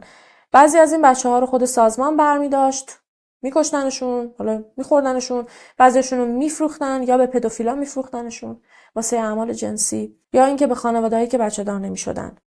روش هنری و اوتیس هم اینجوری بود که سوار یه ماشین میشدن میرفتن سمت جاهای خیلی عمومی که پر از بچه است، توی پارک ها، نزدیک مهد کودک ها، توی مرکز خرید. اون موقع ها ظاهرا اینجوری بوده که با اینکه خیلی برای من واقعا ترسناکه، اینجوری بوده که خانواده ها موقعی که از ماشیناشون پیاده میشدن میرفتن توی فروشگاه خرید میکردن، اگه بچه خواب بود همونجوری میذاشتنش توی ماشین، حالا یا در قفل میکردن یا نمیکردن، فرق نمیکرد، ولی چرا واقعا باید بچه رو بذاری توی ماشین؟ هنری و اوتیس هم از این فرصت استفاده میکردن، یه ماشین رو دید میزدن، موقعی که مثلا مامان پیاده میشد میرفت توی مغازه، بچه خواب توی ماشین، میرفتن بچه رو ور می‌داشتن. یه سری خب ابزار هم داشتن، یه سری وسیله داشتن که همیشه همراهشون بود، ماده کلروفرم واسه بیهوش کردن و بچه رو بیهوش میکردن و به راحتی بچه رو ور می‌داشتن و به خودشون میبردن. گاهی وقتا هم بچه‌های بزرگتر و نوجوانا رو میدزدیدن، نوجوانایی که کنار جاده بودن یا تنفروش بودن یا فراری بودن، حالا یا میدزدیدنشون یا گولشون میزدن و از اونا، یعنی از کسایی که مثلا 10 سال به بالا بودن، واسه فیلم‌های مثبت 18 که مربوط به همون سازمان بود استفاده می‌کردن. بالاخره دوران مأموریت این دو نفر تموم شد و برگشتن جکسنویل، خونه مادر اوتیس. نوئلا دیگه کلاً از اونجا رفته بود، ناپدری هم فوت کرده بود و می 1981 مادر اوتیس هم بالاخره از دنیا رفت. همونطور که قبل‌تر بهتون گفتم، هنری و بکی قایمکی دور از چشم اوتیس رابطه داشتن. ولی خب از یه جایی به بعد اوتیس کم کم متوجه این قضیه شد و حسابی از دست هنری عصبانی شد. بعد از اینکه مادر اوتیس هم از دنیا رفت، از اون ورم اوتیس دید که خب هنری با بکی بهش خیانت کرده، رابطهشون خیلی شکراب شد و در حدی پیش رفتن که خب دیگه هنری و بکی باید یه فکری به حال خودشون میکردن. اوتیس از هنری بابت خیانتی که بهش کرده بود خیلی ناراحت بود. واسه خالی کردن خودش یه روز وارد خونه یه آقای 65 ساله به اسم جورج سوننبرگ میشه. جورج رو میکشه، بعدم خونه جورج رو آتیش میزنه، از خونه میاد بیرون، میره عقب وای میسته و شروع میکنه خونه رو تماشا کردن. حسابی داشته لذت میبرده و همزمان که داشته آتیش رو نگاه میکرده 2 بار هم خود ارضایی انجام میده. من مشکلی با گفتن این کلمات ندارم، ولی خیلی‌ها معذب میشن، میگن که بجاش یه چیز دیگه بگو. من نمیدونم، من واقعا نمیدونم برای این کلمه چه معادل دیگه میشه استفاده کرد. اگه معادل جالب تری دارید شما بگید. جان رو رسوندنش بیمارستان، ولی متاسفانه به خاطر شدت جراحات وارده و سوختگی شدید از دنیا رفت. طبق ادعای خود اوتیس قرار بوده که با جورج رابطه داشته باشه. وارد خونه جورج میشه، جورج هم همجنسگرا بوده. میخواستن رابطه داشته باشن، بعد بحثشون میشه سر موضوعی و اوتیس هم از روی عصبانیت جورج رو میکشه و خونش رو آتیش میزنه. الان که دیگه مامان فوت کرده بود، اوتیس هم از اون خونه رفته بود، بکی تک و تنها بدون سرپرست مونده بود. خب هنری نسبتی باهاش نداشت دیگه، سرپرستش نبود. واسه همینم چند وقت یه بار از خدمات اجتماعی میمدن در خونه مادر اوتیس که بکی رو به خودشون ببرن و تحویل مامان خودش بدن. ولی خب هنری نمیخواست بکی رو به اونا تحویل بده. هر موقع که یکی از نیروهای خدمات اجتماعی میمد دم در، اینا قایم میشدن، وانمود میکردن که خونه نیستن. ولی خب از یه جایی به بعد دیگه حسابی ترسیدن، گفتن که نکنه مثلا توی خیابون گیرمون بندازن بکی رو ببرن. برای همینم توی 20 ژانویه، یعنی 16 روز بعد از اینکه اوتیس خونه جورج سوننبرگ رو آتیش میزنه، به بکی پیشنهاد میده که بیا از اینجا فرار کنیم. با همدیگه دوتایی رفتن سمت کالیفرنیا. اونجا توی یه مزرعه هنری کار پیدا کرد و همونجا موندن. بعد کارفرمای هنری وقتی که اولین بار بکی و هنری رو کنار هم دید، خب مشخص بود که بکی یه دختر 14-15 ساله است، چون درسته که از بعد به ورود هنری گفتم خواهرزاده 10 ساله اوتیس، ولی الان 4-5 سال گذشته بود. صاحب مزرعه وقتی که بکی و هنری رو دید یه لحظه احساس کرد که شاید اینا پدر دخترن. به هنری گفت که این دخترته؟ هنری گفتش که نه، این همسرمه. وانمود میکردن که زن و شوهرن. کارفرما بهش گفتش که خب حالا که شما دوتا زن و شوهر هستید، منم تو این چند روز دیدم که خب آدمای بی‌حاشیه‌ای هستید، خبر نداشت که هنری چه جور آدمیه، میخوام یه پیشنهاد بهتر بهتون بدم. به جای اینکه توی مزرعه من کار کنی، میتونی با همسرت بری خونه مامان من اونجا کار کنی. مامان من یه خانم پیر 80 ساله است که حقیقتا یکم ناتوانه، سختشه یه سری کارا. میتونی کارهای بانکیشو انجام بدی، میتونی توی مزرعهش کار کنی، خونه‌شو تمیز کنی و خانمت هم میتونه واسش غذا درست کنه. هنری هم از خدا خواسته قبول کرد و همراه با بکی رفتن خونه خانم کیتی ریچ 82 ساله. کیتی با اونا خیلی مهربون بود. بکی هم به خاطر شرایط ذهنیش اینجور نبود که اذیت کنه، ولی خب خیلی حالیش نبود که باید الان چیکار کنه. کارفرما از اینا توقع داشت که کار کنن، بکی آشپزی بکنه، ولی خب بکی آشپزی نمی‌کرد، هنری هم اصلا کار نمی‌کرد، تا اینکه بالاخره بچه‌های اون خانم متوجه میشن که هنری داره از کیتی سوء استفاده میکنه. به اسم کیتی چک مینویسه و میره واسه خودش نقد میکنه. یعنی داشت دزدی میکرد از اون خانم. برای همین هم یه روز میان خونه کیتی و بالاخره هنری و بکی رو از اون خونه میندازن بیرون. هنری و بکی دوباره آواره میشن. تصمیم میگیرن که به مسیرشون ادامه بدن تا بالاخره برسن به کالیفرنیا، ولی همچنان نرسیده بودن به کالیفرنیا و توی جاده بودن که با یه آقای آشنا میشن. اون آقا توی یه کلیسای کار میکرد. بهشون میگه که اگر که بخواید میتونید بیاید توی کلیسای ما، اونجا ما اقامتگاه هم داریم، میتونید اونجا بمونید. بعد هنری بهش گفته بود که قبلا توی شرکت ساختمانی کار میکرده و سقف تعمیر میکرده. به هنری گفت که اتفاقا سقف کلیسا احتیاج به مرمت داره، میتونی همزمان اونجا زندگی بکنی و سقف رو هم واسه ما مرمت کنی. هنری و بکی توی کلیسا، یعنی قسمت مسکونیش، زندگی مشترکشون رو شروع کردن. خیلی عادی داشتن زندگی میکردن. هنری سقف رو تعمیر میکرد و بعضی وقتا حتی توی مراسم‌های کلیسا هم توی دعاخونی‌ها شرکت میکردن. نباید یادمون بره که بکی فقط یه بچه بود. چند وقت که گذشت کم کم دلتنگ فلوریدا شد. واقعا اونجا جای جدیدی که رفته بودن احساس غریبی میکرد. تا اینکه یه روز بکی از خونه میره. هنری خیلی میترسه، خیلی نگران میشه. میره میگرده این ور اونور ولی پیداش نمیکنه. برمیگرده دوباره سمت خانم کیتی ریچ. بهش میگه که آره همسرم رفته و من نگرانشم. با اینکه اینا این همه بدی بهش کرده بودن، ولی کیتی زن خیلی مهربونی بود. دلش میسوزه و به هنری میگه که خب باشه من میام کمکت که بگردیم پیداش کنیم. هنری و کیتی به دنبال بکی این ور اونور میگشتن تا اینکه رسیدن به یه سری زمینای کشاورزی و هنری اونجا کیتی رو به قتل میرسونه. میکشتش و جسدش رو میندازه توی یه کانال آب. تا ماه آینده هم چند وقت یه بار برمیگشته سمت جسد و به جسد کیتی تجاوز میکرده. یه مدت گذشت و کم کم شایعه ها شروع شد. همه میگفتن که کیتی گم شده. از اونجایی که آخرین کسی که کیتی باهاش مشکل داشت هنری بود، میگفتن که احتمالاً هنری لی لوکس یه بلایی سرش آورده. 2 ماه از قتل کیتی گذشته بود و هنری شایعه ها رو شنیده بود. برمیگرده دوباره سراغ جسد. یه پارچه با خودش برده بوده. جسد رو میذاره توی یه پارچه و میبرتش کشون توی کلیسا. توی کلیسا یه قسمتی بوده که صرفاً واسه سوزوندن اجساد نبوده، ولی کوره های خیلی بزرگی بوده. هنری جسد کیتی رو میندازه توی کوره و از بین میبرتش. چند روز بعدم پلیس میاد سراغش و درباره گم شدن کیتی ازش سوال میپرسه، ولی خب چون که چیزی علیه هنری نداشتن مجبور شدن که ولش کنن. ولی بالاخره 11 جون 1983 به جرم حمل سلاح گرم هنری رو بازداشتش میکنن. همزمان اونورتر اوتیس همچنان از دست هنری عصبانی بود و خشمش رو با آتش زدن این ور اونور خالی میکرد. از قتل جورج سوننبرگ خب قصر در رفته بود و یه روز یه جایی رو همجور اتفاقی آتیش میزنه و بالاخره گیر میفته و دستگیرش میکنن. جالبه دستگیرش میکنن، بهش هم میگن که خب ما دستگیرت کردیم چون که فلان محل رو آتیش زدی. ولی یهو خودش شروع میکنه به اعتراف. میگه که من قبلتر هم خونه جورج سوننبرگ رو آتیش زدم و باعث قتلش شدم. هنری و اوتیس به فاصله 2 ماه از هم دیگه دستگیر شدن، اونم به اتهامات غیر مرتبط. هنری به خاطر حمل سلاح و اوتیس برای آتش سوزی. ولی جفتشون موقعی که دستگیر شدن آروم آروم شروع به اعتراف کردن. اول هنری شروع کرد از بچگیش گفت اینکه چقدر سختی کشیده، اینکه مادرش رو کشته، درباره همه کسایی که کشته بود توضیح داد و در آخر هم گفت من انقدر بچگی بدی داشتم، انقدر از نظر روحی شرایطم بده که تنها زنی رو که توی کل زندگیم عاشقش بودم رو هم حتی به قتل رسوندم. منظورش بکی بود. بکی خیلی بهونه میگرفته هنری از دستش خسته میشه. میترسیده بکی یا از پیشش بره یا واسش دردسر درست کنه. پس میکشتش و توی همون زمین کشاورزی که کیتی رو به بهونه پیدا کردن بکی برده بوده جسدش رو دفن میکنه.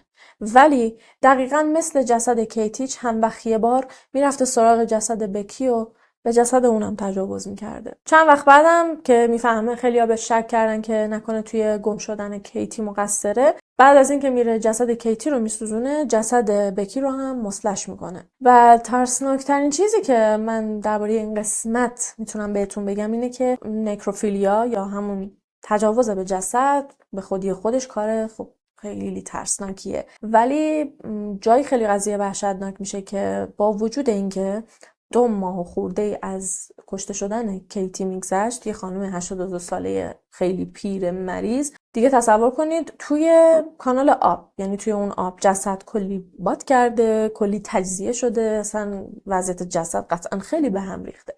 ولی با این حال تو همون وضعیت هم هنری میرفته و به جسد کیتی تجاوز میکرده. وقتی هنری اعتراف کرد کم کم رفت سراغ قتل‌های قبلی و گفتش که با اوتیس تول حسابی آدم کشتن. الان واسه اینکه ببینن هنری داره راست میگه یا دروغ، باید میرفتن و با اوتیس صحبت میکردن. رفتن با اوتیس صحبت کردن، اوتیس این کار کرد، گفتش که نه من فقط جورج رو کشتم، من فقط جرمم آتیش سوزوندن بوده و نه اصلا همچین چیزی نیست. ولی از یه جایی به بعد متوجه شد که هنری با پلیسا یه سره داره میره این ور اون ور، میبرتشون جاهایی که اینا آدم کشتن، دزدی کردن، یعنی خلاصه داشت همه‌شو واسه پلیسا اعتراف میکرد و حتی صحنه‌های جرم رو واسهشون بازسازی میکرد. برای همینم اوتیس هم مجبور شد که بالاخره صحبت کنه. اوتیس هم کم کم اعتراف کرد و به جز قتل جورج سوننبرگ به قتل آدا جانسن 19 ساله، جریلین پیپلز، برندا برتن، روبی مکاری و جان مکدانیل متهم شد که واقعا عجیبه. جان مکدانیل شهردار سابق بود و پسرش میشد کلانتر شهر. جان بعد از اینکه بازنشسته شده بود واسه اینکه حوصله‌اش سر نره رفته بود توی قسمت فروشگاه یه پمپ بنزین داشت کار میکرد. اوتیس و هنری رفته بودن اونجا دزدی کنن.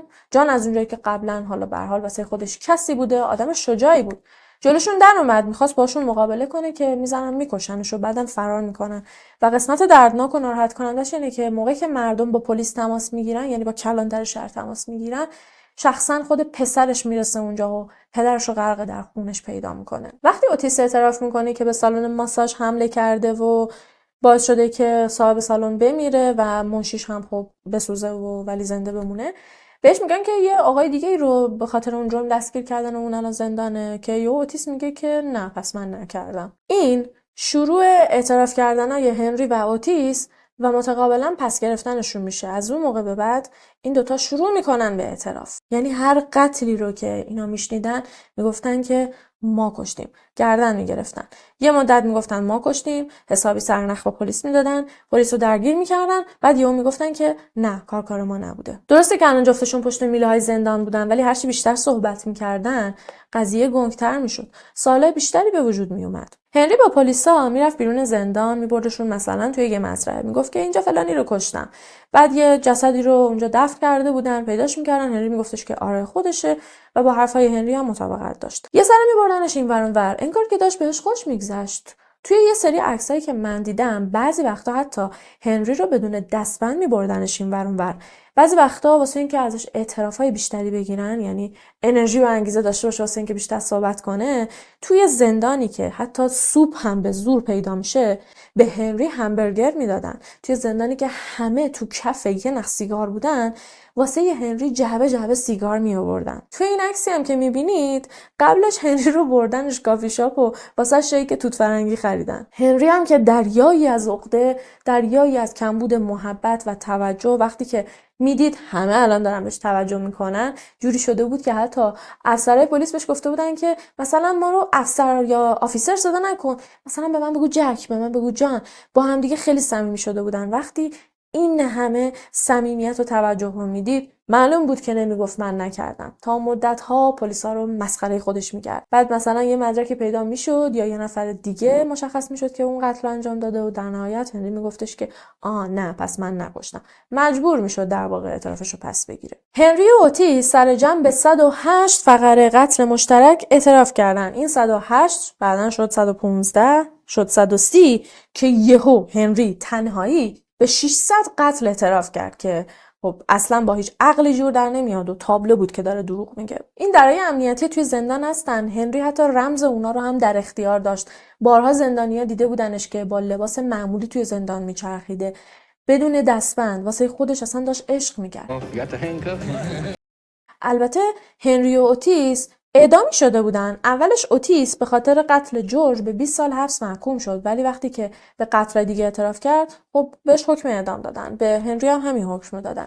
اینا اعدام گرفته بودن دیگه، با خودشون میگفتن که خب چه بخوایم چه نخوایم اعدام میشیم، پس بذارین چند وقتی که زنده هستیم لذت ببریم. البته حقیقتا من جایی نخوندم که گفته بشه به اوتیس همین امتیازات تعلق میگرفت. بیشترین توجه در حال حاضر روی هنری بود، چون هنری عدد خیلی بالایی رو گفته بود. 600 تا قتل اصلا عدد کمی نیست. تو بازه 10-15 ساله‌ای که هنری مرتکب قتل شده بود، اگه بخوایم باور کنیم که سرجم 600 نفر رو کشته، میشه سالی 40 نفر، هفته یه نفر.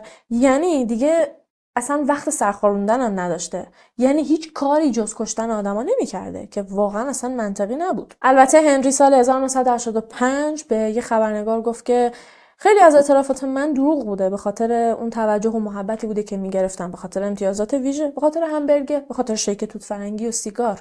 من خیلی از این اعترافا رو از خودم درآوردم. خیلیاشم خود بازجوها بهم میگفتن که این پرونده فلان قتل بخونش، بعد ما فیلم میگیریم، ازت سوال میپرسیم، تو اعتراف کن. حتی هنری میگفتش که بعضی وقتا ما مثل یه سناریو با هم دیگه از قبل تمرین میکردیم. بهم میگفتن که تو فلان قتل رو گردن بگیر، بعد من میگم فلان چیز، من ازت فلان سوال میپرسم، تو هم فلان جوابو بده. در جواب اون خبرنگارم که ازش پرسید خب چرا این کارو کردی، گفتش که هدفم این بود که پلیسای بی‌عرضه شهر رو مسخره کنم.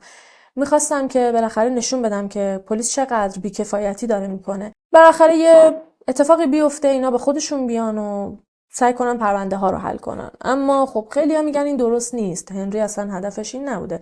بیشتر هدفش همون امتیازات ویژه‌ای بوده که دریافت می‌کرده از پلیس. ولی چیزی که جالبه، قبل‌تر هم اشاره کردم، با اینکه این دوتا آیکیوی پایینی داشتن، ولی حقیقتاً من نمیتونم قبول کنم.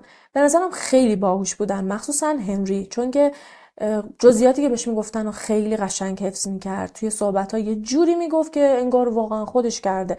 بعضی وقتا بهش کاغذ و خودکار میدادن، میگفتن که خب الان واسه ما اون چهره حدودی که از فلان قربانی توی ذهنت رو بکش. بعد نقاشی رو میکشید، حتی به جزئیاتی مثل رنگ چشم هم دقت میکرد. با گذشت چندین سال و اینکه خب دی خیلی پیشرفت کرد، بعضی از پرونده ها از نظر فیزیکی مشخص میشد که هیچ ارتباطی به هنری و اوتیس ندارن و برای همین هم رفته رفته این دو نفر خیلی از اعترافاتشون رو پس گرفتن. یا مثلا مشخص میشد که توی فلان موقعی که هنری اعتراف کرده فلان شخص رو کشته، در واقع اصلا توی تگزاس بوده، یا مثلا توی ویرجینیا بوده، یا اینکه مریلند بوده. همسرش بتی، اون کسی که توی مزرعه با هم بودن، اون مثلا گفته بود که توی فلان تاریخی که هنری گفته من فلانی رو کشتم، پیش من بوده، توی مزرعه قارچ داشته کار میکرده. این وسط خیلی از خانواده‌های قربانی‌ها واقعا عصبانی شده بودن. میگفتن که بابا جان، این داره همه قتل‌ها رو گردن میگیره، باعث میشه که اون شخصی که واقعا عزیز ما رو کشته به سر در بره. و واقعا هم همین میشد. به لطف اعترافای دروغی هنری و اوتیس، خیلی از پرونده ها اون موقع الکی بسته شدن، در حالی که مشخص بود کار این دوتا نبوده. و البته خیلی از اون قربانی‌ها همچنان هنوز که هنوز خانواده‌هاشون دارن سعی میکنن که پرونده‌هاشون رو دوباره به جریان بندازن و ثابت کنن که هنری و اوتیس این کارو نکردن، بلکه اشخاص دیگه‌ای مسبب کشته شدن عزیزای این افراد هستن. خانواده‌ها معتقدن که پلیس خیلی تنبله، فقط میخواسته یه مقصر پیدا بکنه و به خاطر اینکه بهشون فشار میارن دیگه، از بالا بهشون میگن که آقا جان فلان پرونده سریعتر باید حل بشه. اینا هم فقط به خاطر اینکه دهن مردم رو ببندن و پرونده ها رو ببندن، هنری و اوتیس رو هدف قرار داده بودن و از اونو استفاده میکردن. ولی دوتا خانواده بودن که تمام و کمال پذیرفتن که قتل عزیزانشون به دست این دوتا انجام شده. یه دختری بود به اسم دبرا جکسون که سال 1979 روز هالووین به قتل میرسه. بهش لقب جوراب نارنجی رو داده بودن به خاطر اینکه کاملا برهنه بوده و فقط یه جفت جوراب نارنجی پاش بوده. هنری به قتل دبرا اعتراف کرد. البته دبرا تا مدت‌ها یه جین دو محسوب میشد. جین دو به اجسادی میگن، به قربانیانی میگن که هویت ندارن. تا مدت‌ها جین دو محسوب میشد و بعدها به کمک دی ان ای هویتش مشخص شد که بعد معلوم شد این تنفروشی میکرده، هیچ هایک میکرده. هنری اعتراف کرد، خیلی جزئیات دقیقی گفت و خانواده‌اش اولش که هنری رو ندیده بودن قبول نمی‌کردن که کار هنریه، ولی وقتی که با هنری از نزدیک صحبت کردن و یه سری جزئیات از دهنش شنیدن درباره دخترشون، کاملا پذیرفتن و به همه گفتن که ما مطمئنیم که هنری دختر ما رو به قتل رسونده. و مورد دوم قتلی بود که اوتیس بهش اعتراف کرد. قتل پسر یکی از مجریان خیلی معروف برنامه امریکا's Most Wanted یا تحت تعقیب ترین های آمریکا، آقای جان والش، یعنی پسرش ادم والش. با وجود اینکه این دوتا روی هم رفته به کلی قتل اعتراف کرده بودن، ولی از نظر رسمی و قانونی در نهایت اوتیس به 6 فقر قتل و هنری هم به 11 فقر قتل متهم شدن و هر دو هم حکم اعدام گرفتن. اما اوتیس سپتامبر 1996 توی 49 سالگی به علت نارسایی کبدی از دنیا رفت و هنری هم مارچ 2001 توی 64 سالگی بر اثر نارسایی کلیه فوت کرد. یعنی هیچ کدومشون به اعدام نرسیدن. این سوالو درباره پرونده قاتلان جعبه افزاری خیلی پرسیده بودید، با اینکه اون پرونده مال 2 سال 3 سال پیشه، ولی همچنان خب من کامنت میگیرم، بعضیا میپرسن که چرا اعدام نشد، چی شد، قضیه چیه. وقتی که یه زندانی به یه قتلی مثلا اعتراف میکنه و بعد به اعدام محکوم میشه، اینجور نیست که فرداش اعدام کنن. اعدام یه زمان خاصی داره، ممکنه که طرف 5 سال 10 سال 20 سال توی صف اعدام باشه، چون که خب اونا معتقدن توی آمریکا که بهتره که اعدام نکنیم، شاید بیگناهی اون شخص اثبات بشه. برای همین هم یه بازه زمانی خیلی زیاد معمولا اعدامی‌ها توی صف اعدام میمونن، انقدر میمونن که حالا یا آزاد میشن به صورت مشروط تو بعضی موارد که من دیدم، یا همین که خب به خاطر پیری و مریضی از دنیا میرن و به اعدام نمیرسن. یه چیزی که واقعا برای خود من عجیب بود از اولین باری که داشتم درباره این پرونده تحقیق میکردم، قضیه اون فرقه بود. دروغ نمیگم بهتون، من نمیتونم قضیه اون فرقه رو باور کنم. نمیدونم، واقعا شاید هم واقعیت داشته باشه ها، ولی جزئیاتش یکم به نظر من زیادی سینمایی بود. به نظرم انگار اینا یه فیلمی دیده بودن یا چند تا فیلم رو با هم دیگه ترکیب کرده بودن و این داستانا رو سر هم کرده بودن. موقعی که اعتراف کرده بودن، خب درباره اون فرقه هم صحبت کردن، بعد اینا داشتن جدا جدا اعتراف می‌کردن دیگه.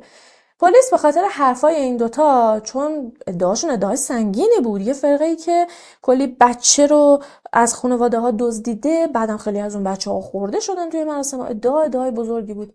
پلیس تمام اون جزایری که این دوتا گفته بودن رو گشت، ولی نه یه تیکه استخون، نه یه جسد، هیچ چیز مشکوکی پیدا نکردن. حتی گوگل هم بکنید و اسم این فرقه که به اسم Hand of the Deaf معروفه رو برید گوگل کنید، اصلاً و ابداً هیچ مقاله‌ای به جز مقاله هایی که لینک شدن به هنری لی لوکس و اوتیس تول پیدا نمی کنید. چون فرقه هایی که وجود دارن شما حتی در حد یه صفحه ویکی‌پدیا دربارش میتونید پیدا کنید، ولی درباره این فرقه حقیقتاً هر چی که هست مربوط میشه به همین پرونده. از طرفی تو کل پرونده واسه خود من سوال بود که اگر اینا بابت کشتن و بابت دزدیدن هر شخص $10,000 دریافت کردن، این ثروت کجا رفته؟ چجوریا بود که اینا یه ماشین نداشتن، همش ماشین میدزدیدن؟ یا موقعی که رفته بودن خونه مادر اوتیس، بعد از اینکه مادر اوتیس از دنیا رفت، حتی هنری پول نداشت برای خونه بخره. واقعا واسه من سوال بود و البته همچین سوال من عجیب غریبم نیست، چون پلیس بعد از اینکه بررسی کرد متوجه شدن که هنری و اوتیس اصلا هیچ دارایی ندارن، نه خونه‌ای دارن نه ماشینی از خودشون. ولی یه چیزی که باعث میشه حرف من دور انداخته بشه و خیلی‌ها بگن که نه احتمالاً این قسمت حرفاشون واقعیت داره، اینه که وقتی داشتن باشون صحبت میکردن، جفتشون جدا جدا به وجود این فرقه اعتراف کردن و تمام این داستان‌ها رو تعریف کردن، ولی یه سری جزئیات هر دو نفر با هم دیگه متفاوت بود. مثلا هنری میگفتش که نه، قسمت آدمخواریش دروغه، اوتیس خودش درآورده، ما آدمخوار نیستیم، من تا حالا آدم نخوردم. اما یه بار که هنری از زندان خودش زنگ میزنه به زندان اوتیس، پشت تلفن داشتن یه جورایی مرور خاطرات میکردن، داشتن به هم دیگه میگفتن که با یادته اون بار مثلا فلانی رو خوردیم، فلان جسد رو خوردیم، بعد روش سس باربیکیو ریختیم، با سس باربیکیو خیلی بهتر شد مزهش. بعد درباره اون تماس تلفنی که با هنری صحبت کردن گفته بودش که نه، این واقعیت نداره، به خاطر اینکه من سس باربیکیو دوست ندارم. ولی در کل جفتشون توی اعترافاتشون درباره این فرقه صحبت کردن، درباره دان صحبت کردن و میگم به جز یه سری مغایرت‌ها تقریبا بیس داستانشون یکی بود و همینم باعث میشه که خیلی‌ها بگن احتمالاً همچین چیزی وجود داشته. ولی بازم چون که من خیلی آدم بدبینیم میگم که احتمالاً اینا یه فیلمی رو با هم دیگه دیده بودن. خیلی مسخره بود حرفاشون آخه. نمیدونم، من نمیتونم بپذیرم. دوست دارم بدونم که نظر شما چیه. شما باور میکنید این قضیه این فرقه رو؟ خیلی تخیلی بود. نمیدونم. خلاصه همین دیگه. تا ویدیو بعدی فعلا خداحافظ و شبتون خوش.